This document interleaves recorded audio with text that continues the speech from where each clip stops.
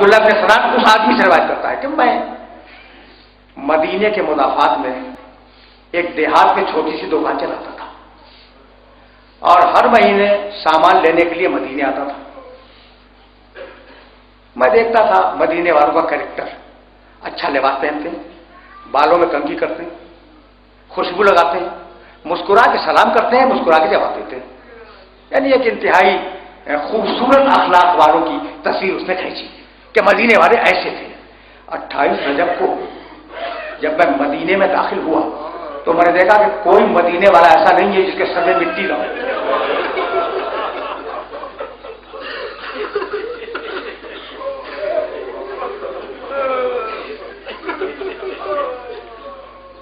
تم نے گریہ کیا، کوئی مدینے والا ایسا نہیں تھا جس کا گریبان پھٹا ہوا نہ ہو.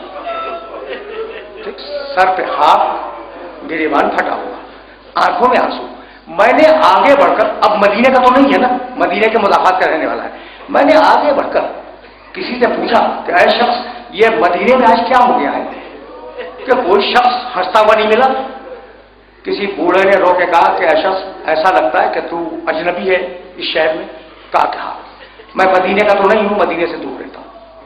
کہا کہ کوئی ایسا غم نہیں ہے جو آج سے پہلے مدینے والوں کا پڑا ہو اور مدینے والے اسے برداشت کر لے گئے ہوں. کہا ہوا کیا؟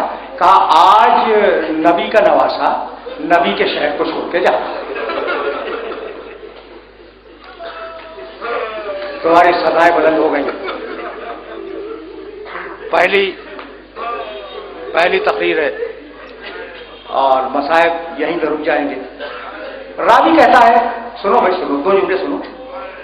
راوی کہتا ہے کہ میرے دل میں تمنا پیدا ہوئی کہ محمد رسول اللہ کا نواسا علی و فاطمہ کا بیٹا بھرے ہوئے شہر کو چھوڑ کے جب جائے گا تو کس شان سے جائے گا، میں ذرا اس قافلے کا منظر دیکھوں. وہ پوچھتا ہوا کہ بڑی ہاشم کا محلہ کہاں ہے، پہنچ گیا. راوی کہتا ہے کہ میں اس گلی میں کھڑا تھا جس میں حسین کا گھر تھا. اتنے میں ایک طویل قامت کا جوان نکلا.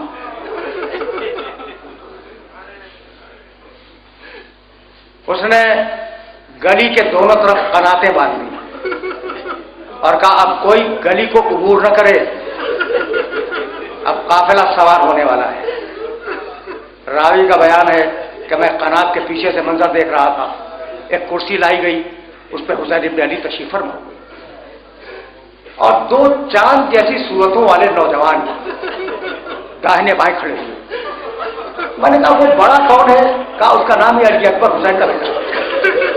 کہا وہ چھوٹا کون ہے؟ کہا اس کا نام ہے قاسم محسن کا بیٹا ہے.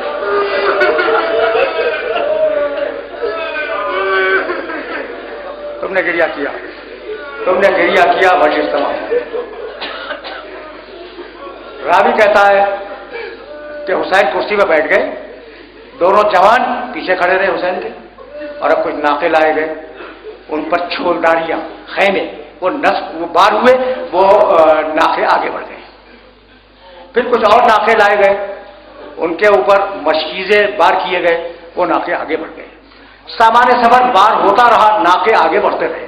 کہتا ہے کہ پھر میں نے دیکھا کہ ایک بیوی حسین کے گھر سے نکلتی، اس کا قریبی رشتہ دار جاتا، شانہ تھامتا، بیوی کو سوار کراتا، ناقہ آگے بڑھ جاتا. اس طریقے سے ناقے آگے بڑھ رہے تھے کہ ایک مرتبہ میری آنکھوں نے دیکھا کہ 18 کنیزوں کے جھرمٹ میں ایک بیوی برقع اوڑھے ہوئے باہر آئی. حسین گھبرا کے کھڑے ہو گئے.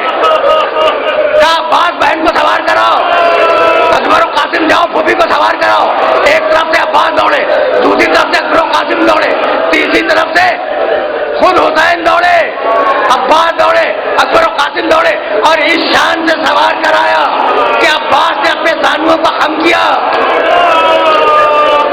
اکبر نے پردے محمل الٹا، قاسم نے نالین سنبھالی، حسین نے شانہ تھاما.